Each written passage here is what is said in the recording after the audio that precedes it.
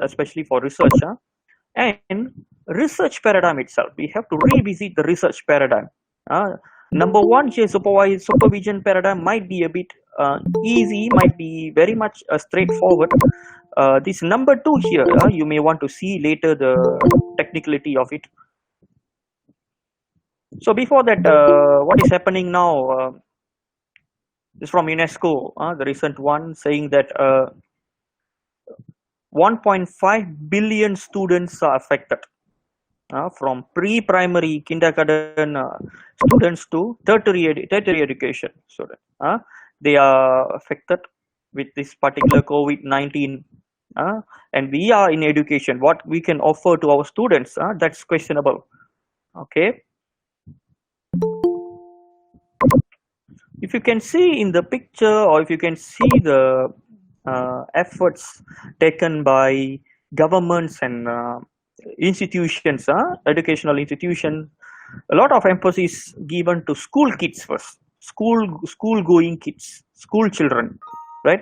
Then undergraduate students, but nothing much on postgraduate. Nothing much on postgraduate. Why? We believe that these are the assumptions. We believe that academicians are already struggling with undergraduate classes. This is also new for us. Suddenly, this particular pandemic hit us, and we have to cater our undergraduate students first. So we almost forget about our postgraduate, thinking that research can be postponed. Okay, we can do research later. We can do research later. The students will understand. PhD and master students. Okay, and assumption of heterogogy.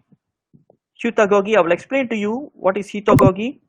Okay, I'm not from educational background, so don't worry. I'm just like you. I mean, I'm actually in tourism, social science. I do a lot of tourism related studies, but it's important for us to know what is pedagogy, andragogy, heterogogy. Some of you might already know. Pedagogy is teacher oriented. I teach, you listen. End of the session, you have some question, you can ask. That's it. Okay. Andragogy, adult learning, right? I tell you what to do. I facilitate you. I don't tell you what to do. Pedagogy, I tell you what to do. You listen. Andragogy, I facilitate you. You do something. If you are wrong, I tell you you are wrong. Heterogogy is self-determined. This is the desired level of teaching. We cannot do heterogogy for the school children, right? We need to control the crowd. We need to control them. Heterogogy you can do for adults, right? Questioning techniques might help. Let's say I have 100 students now in this class. Let's say it's a virtual class, and I see some of the students are not concentrating. I'm not going to tell, hey, I want you guys to concentrate. That is pedagogy. I don't want to do that. I will be using some questioning techniques. Okay, guys, what is happening now? And some of you might say, sir, we are concentrating. Guys, what else happening now? Sir, some of the students are talking and not concentrating. Okay, so guys, what can we do better to respect others? Okay, automatically those students who are talking are going to be silent and are going to be focused in the particular session, right? So heterogogy needs some effort, some particular what I call attributes from the teachers themselves. So how to solve this problem? Heterogogy, like I mentioned just now, we need to employ heterogogy. We need to empower the students. I'm talking about postgraduate students. You might not be able to do these to your undergraduate students and maybe your kids going to school. They might have to still go through the pedagogy approach. You be a coach rather than a supervisor for your students. And you have to revisit paradigm. I will tell you about this when I go to the particular section. So especially PhD students, okay, are you a supervisor? Yes, on paper you are supervisor. Okay, supervision is a must. It's the generally agreed mentioned term, right? However, in this particular, I can see some background noise disruption from someone. If your mic is on, my humble request for you to, okay, thank you, done. Specific, contextual, temporary, formal, purposeful. academic hierarchy. Okay, it's very formal way of teaching a postgraduate. Okay, I'm your supervisor. I tell you what to do, you do. But now we have to shift that paradigm into coaching and mentoring. Coaching, I just told you. You don't tell them what to do. You are in trouble when you tell them what to do. You ask them to explore. You teach up to some extent, and then you leave it to them. Let them take the responsibility, right? And mentoring is needed. So coaching, you may want to read further on action learning approach, which I just mentioned, World Institute of Action Learning, based in George Washington University, US. So we can have group discussion to solve an issue of a particular student. 6 to 8 in a group. The coach will be asking questions on what can be the possible action of the particular problem of a student. And I employed this in my I've got 5 PhD students as a mean. I'm the main supervisor for my for 5 students. This guy just joined, this one particular student, he just joined in April. You see, yeah, I'm a PhD student who just, I'm in my first semester. COVID-19 has created a lot of problem for me. You see, it's a dream to continue PhD. I've continued, but COVID-19, however, I'm ready to do online learning. This guy was very much demotivated, right? But I had a session with him. So what I did, rather than me talking to him, I asked my other PhD students to join. So I asked him to tell me about your problem. Then let others to give you the solution. There is questioning technique involved there. So what can we do better? What happens if you still demotivated?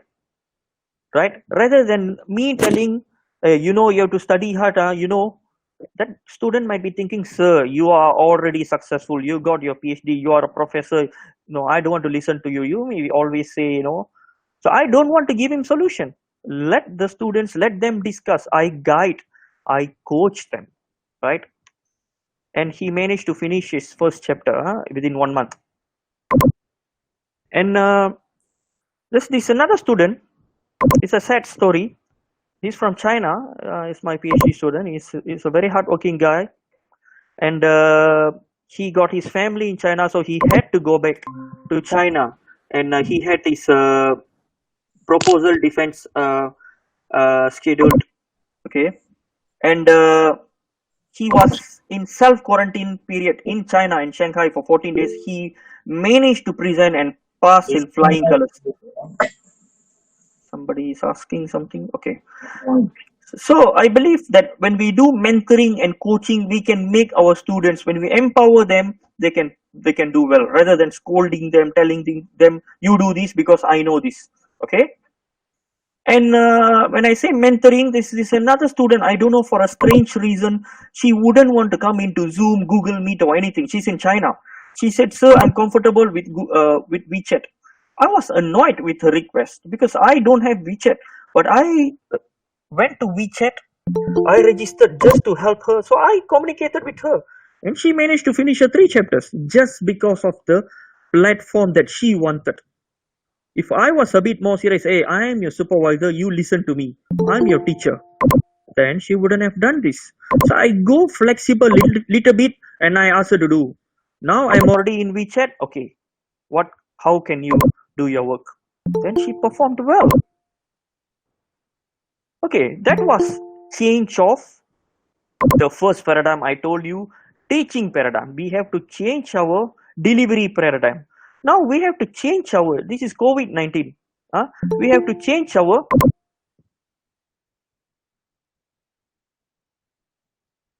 COVID-19 paradigm. COVID-19 has created, we cannot see our research the same way. As you know, let me see my time. Okay, I think I'm okay with my timing. Paradigm is a belief. Okay, it's a belief. What is your belief in research? I'm very sure you know paradigm, ontology, epistemology, which will lead you to methodology and choice of your method. Okay, if you believe in positivism, you see the world, the truth for you is objective. 2 plus 2 is only 2 for you. If somebody call you for a meeting at 5:30 p.m., you will be there 5:25. You are an objective person. You are a number person. You believe in statistics. Okay, and another main paradigm is social interpretivism or constructivism. If you belong to this belief, you believe in multiple realities. Let's say you have a student. You'll say you have a PhD student. You ask him, why are you late? We have an online session. His answer would be, sir, I'm sorry, sir, I'm late. Actually, I'm late because my dog was barking. My parents went out to buy things. I have to handle. Suddenly there was heavy rain and internet connection. You ask him only one thing, he's going to give you 10 answers because he believes in multiple reality, and he is right as well. Your positivism student, if you ask him, hey, why are you late? Normally they won't be late. They are sharp. Why are you late, sir? My dog was barking. That's it. He's not bothered about the consequences. He will give you the sharp single one answer. Positivists are like that. So we need to understand our students. Now the question is, okay, as I said, these are the dominant paradigms of positivism, interpretivism. Okay, positivism. You may want to read. Wouldn't want to go in detail because of time limitation. You want to see Newton. Interpretivism. You may want to see Weber, right, or even Marxism. Okay. So some of the qualitative approaches that you may want to do: ethnographic, phenomenology, grounded theory, if you have a lot of time. So I am a pragmatist. I am a mix of both. I believe in pragmatism. There is positivism, constructivism, qualitative, quantitative. Okay, I believe in mixed method. So it is so helpful for me during COVID-19. I will tell you how. So this is qualitative, and I can also do quantitative. I can bring some forms to go to the community, to my respondents to collect data, like at scale questions. So option for COVID-19, it's not a suggestion. I know you guys are well versed in research, okay, and you are doing well, but this is just an option. You may want to rethink. If you are a positivist, if you are asking your students to go and collect data, okay, regarding obesity. I'm very sure you know what obesity is. Some people getting fat easily, obese. Okay, so you have a plan for your PhD student. Okay, this is our study, and this is a questionnaire. It's a well established questionnaire, a lot of studies done. Okay, but now post COVID, is your questionnaire valid? Is your questionnaire valid in this era? The eating pattern, lifestyle has changed within these two months. So you cannot use the same set of questions from Jack 2018, which was done in UK. You cannot use. 2018, there was no COVID-19. Now the game is different. The platform is different. The world has changed. It's a pandemic. So can you employ pragmatism? Can you change a little bit your paradigm, your thinking? Can you also do quantitative and qualitative at the same time? Okay. Sequential exploratory can be an option for you. You ask your students, okay, you cannot use the questionnaire fully, but can you do a qualitative data collection first?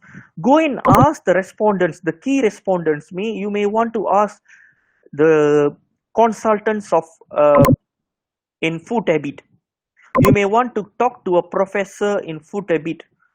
Prof, what do you think has changed in this period of time of COVID-19? I want to develop a questionnaire. So you collect some qualitative data, use the qualitative data to develop your questionnaire, and then you go to your respondents. Your questionnaire is solid, valid, reliable, recent, according to COVID-19 situation. So you are combining two methods here. You are doing mixed method here. Okay. The reason I'm telling you is most of the well-established questions are questionable. Are these questionnaire valid? Are these instruments valid now? Because you see, it's an evolution already worldwide. The way we live has changed now.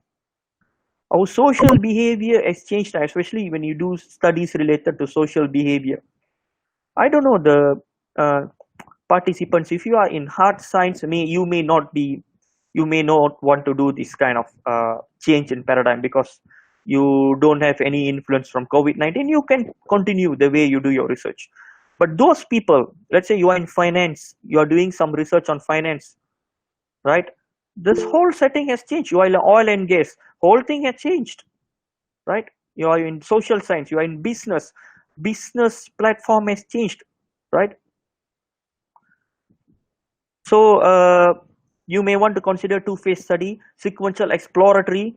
You explore first the example here. You conduct qualitative interview first, as I mentioned to you just now, analyze the data to get the themes, then develop an instrument or a questionnaire based on the themes. So why you need to do this? Why need to do, little is known about the research problem because COVID-19 is new. Can you take the sample of SARS, which happened in 2003? Cannot. It's not. It was not a pandemic. It was constrained to China, Korea, Taiwan, that region. But this pandemic is very much new. Okay. Can you take a questionnaire which was developed during terrorism? No, terrorism is only for one particular destination. Bali bombing, New Zealand, Sri Lanka, cannot. So this is a very new pandemic. The reason I'm telling you this, I faced this issue myself. My students came to me halfway data collection in the airport. They said, sir, how am I going to collect data? My data is not valid. I'm asking questions to my respondents. Are you okay with this airline, traveling with this airline? What is your satisfaction level? Sir, how am I going to collect data? There is nobody going to fly this particular year because of COVID-19. So my student has to change the whole the whole questionnaire. Her question should be like, do you practice social distancing when you take a flight?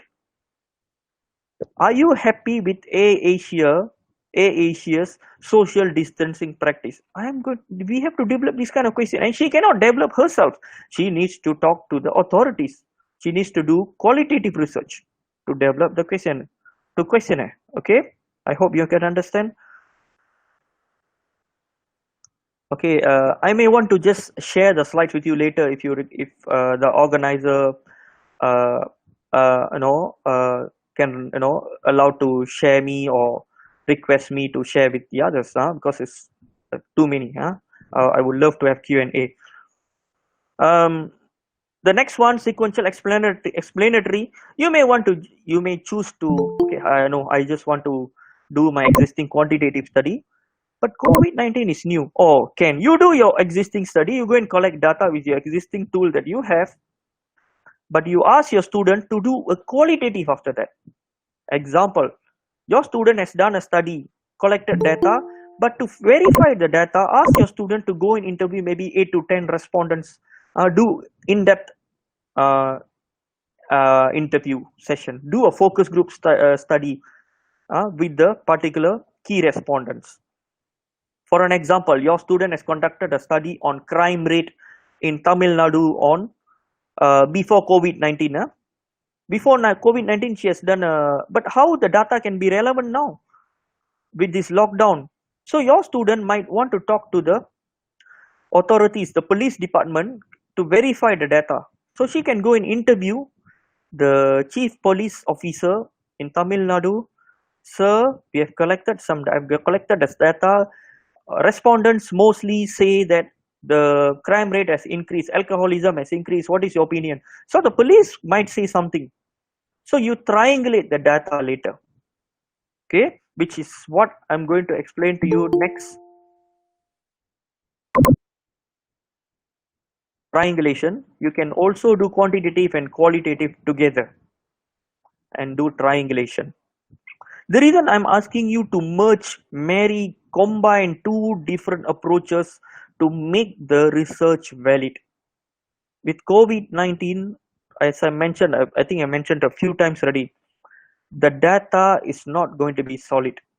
Your data, when you submit your article for publication, it can be questionable. The editors can question how valid is your data. You have collected data on service quality of restaurants. But restaurant business has changed now. You cannot use the same set of questions which was used by Kim 2003, Jonathan 2018, early 2013, you cannot use. That time the situation was different. That's the questionnaire that they used. Now, can you use the same set of questions to do a study in Tamil Nadu? Cannot. So you need to develop a new set of, you cannot take existing set of questions. You can take, but you better do a qualitative study to verify the data. Then your research and your output is strong. Okay. So benefits of mixed method paradigm. I told you to, revisit paradigm. So please don't get me wrong, professors. I'm not a 60, 70 years old professor, gray hair professor to tell you, hey, you do this and that. This is my approach, my understanding, my sharing, my experience. I'm very sure some of you are well experienced. So we can have a critical Q&A in a while. You may want to ask me. I can also understand. I also can learn from you whether you have employed this technique or not. So benefits of it increases the validity of your finding, which I just mentioned, allowing you to examine the same problem in a different way. Okay, it's like you have a problem at your home. Okay, your daughter, she's 10 years old. She's not studying. Okay, you want to know why she's not studying, rather than you shout at her, "You're not studying, blah blah blah. Yeah, you are not. I'm working hard for you. You're not studying." Right? So you want to know you want to know the problem. You can do a quantitative study with her first. Check with her how many days you studied in this week, how many times you studied. You collect your data. You can see out of the 7 days from the interview that you have done with her, 70% of the days she studied. Out of the 7 days in a week, 70%, maybe 5 days she studied. You may want to know further. So you make her sit with you, you interview her, in-depth interview. Okay, from your data, you said you studied 5 days. Okay, in these 5 days, what you studied, what went wrong? Why were you not able to study these remaining 2 days? It will give you more idea of the problem rather than you do the quantitative alone, which might not lead you anywhere, might not give you holistic understanding of the problem. So mixed method might help you, especially COVID time. It can result in better data collection instrument. As I said, your instrument is going to be solid. So you can proudly tell people, hey, I didn't take the instrument from a past study. I didn't take the questionnaire from, for example, like service quality. If you do service quality, Parasuram and Zitamal, 1985, Berry, Parasuram Zitamal, very well established tool. I cannot use that now because service industry has changed now. So I can say I've taken Parasuram Zitamal's instrument, 1985. I've done a qualitative study of my own, and I've done my own collection. So I have my own instrument. So nobody can question. This is a COVID-19 adapted instrument. Okay, it promotes greater understanding of your finding. Of course, just quickly, I'm towards the end. Let's quickly go through this. Let's say, for example, data says quantitative shows increase in the number of alcohol-related arrests of teens over the past 6 weeks during MCO in, let's say, in Coimbatore. This increase might be due to increased use among this population. Teenagers are taking more alcohol during MCO because they got nothing to do, right? Or may simply reflect a decision by the police department to crack down public use. So you may want to know, police released data. There is 80% increase in teenagers consuming alcohol in Coimbatore alone during your lockdown period. So you may want to know, you are a researcher. You cannot think like the police. Police said 80%. So you may want to take the data. You want to verify with the police how you collect, how you got the data, what is the interpretation of your data. And you may want to have a conversation with the police, selected parents, selected NGOs, or you may want to have a in-depth interview with the alcohol shop owners themselves. You may want to know whether the teenagers are buying or their parents are buying. Maybe the teenagers are stealing from the parents, the fathers, and drinking. So you may want to know the root cause of the problem. So you may want to combine quantitative and qualitative itself. So quantitative and qualitative also offers something for everyone. If you are a quantitative people, you just slightly touch on the qualitative part. If you are a qualitative guy, you slightly touch on the quantitative part. It's like I'm telling you, I know you like rice, dal, sambar, on a banana leaf and consume the food. That's where you get satisfaction. But the situation has changed now. During this lockdown period, you cannot get, let's say, the food that you love, but you get pizza. Let's say pizza delivery is optional, so you may want to eat rice with a little bit of pizza. It's a mixture of Western food sometimes. So we have to change ourselves during this period of time to get the best, although we don't like that. So you may want to read further. Creswell is the modern day guru of mixed method and change of paradigm. Okay. With that, I would like to end this session. I would love to have questions from you guys and any sharing or what. Thank you. Over to you, Dr. Anuradha.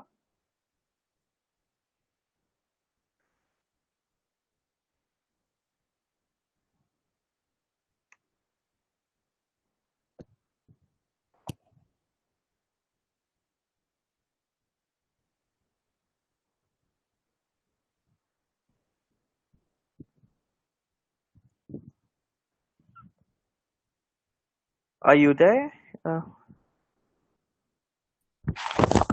Yes, sir. Hello. Yeah. Any questions from participants side? Any questions, any discussions? Good afternoon, sir. This Yeah, is good Dr. S. Parkeswara, Assistant Professor from Dr. B. R. Ambedkar University, Srikakulam, Andhra Pradesh. Yeah. We have a good question with you, sir. Thank you. My question is, pedagogies, learning theories, learning methods, what are the difference? Is there any difference, sir? I need a clarification from you. Okay. You. I couldn't hear you well because of background noise. You were asking about difference of learning methods. Is it? Yes, sir. Okay. I will just simplify it for you. Yes, There are three types of learning, well-known learning approaches. Okay. Number Okay. one, pedagogy, which means I teach, you listen. Yes, sir. Okay, you can employ this. This is also good. But what I try to tell you is better for us to go towards the learning approaches of andragogy and heutagogy. Yes, sir. You ask the students, especially PhD level students, okay, Yes, sir. now you are telling you have this problem. You are in MCO, you cannot type your thesis. You cannot do your thesis. Yes. If you are telling your students, I want you to write 3 chapters, I don't care, they are going to go into trouble. Rather than doing that, you can say, okay, what can we do better? Can I ask a group of students, other PhD students in our group, join the session? Let the student to portray, talk. Let her to provide solution for herself. We don't take the monkey and put on our shoulder. Let her talk and give the solution for herself. And this technique is proven fantastic to solve problems, but not for school kids. School kids, you cannot do this. School kids, you have to tell them what to do. You have to be strict a bit. You cannot do this to public. Prime Minister Modi cannot tell public, okay, now there is COVID-19. Dear Indian people, what can we do?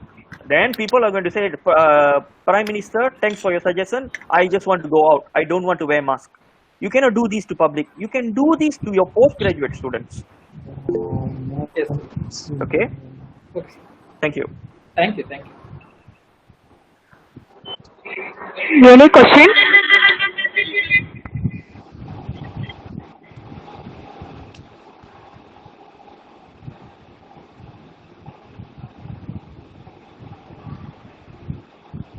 Karna Lakshmi ma'am, please, you proceed ma'am. Yes, ma'am. Thank you, ma'am. Hello, everyone. I'm Hi. S. Hello, sir. Hi. Who's this talking? Sorry. Sir, I'm S. Karna Lakshmi. Karuna. Yeah, I can see your name. Okay, yes. Please go ahead. I'm S. Karna Lakshmi from PG and Research Department of Mathematics, Okay. Hindustan College of Arts and Science, Coimbatore. Okay, good. It is my great honor and pleasure to deliver vote of thanks. I, on behalf of our college, extend my heartfelt thanks to the Honorable Chief Guest of today's session, Dr. Bhuvaneshwaran Gunasekaran, for his presence and spent valuable time of his busy schedule. Thank you, sir. Yeah, was pleasure. The way you explained the topic, a paradigm shift in more postgraduate research supervision, is exemplary. It is very useful for us, sir. Yeah, thanks.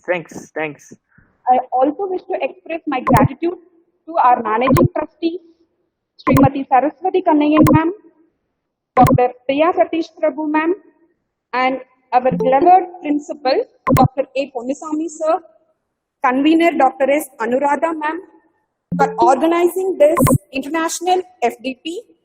Thank you. And I thank each and every one of the participants for joining with us today. Thank you, all of you. Thank you, sir. Okay, welcome. All the best to all of you. Stay safe. Thank you, sir. Bye. Thank you so much, sir. Okay, Thank you, sir. Thank you for your presentation and excellent talk, sir. No Thank you so problem. much, sir. Okay, thank you. Thank you, Bye. sir. Thank you. Bye. Bye, sir.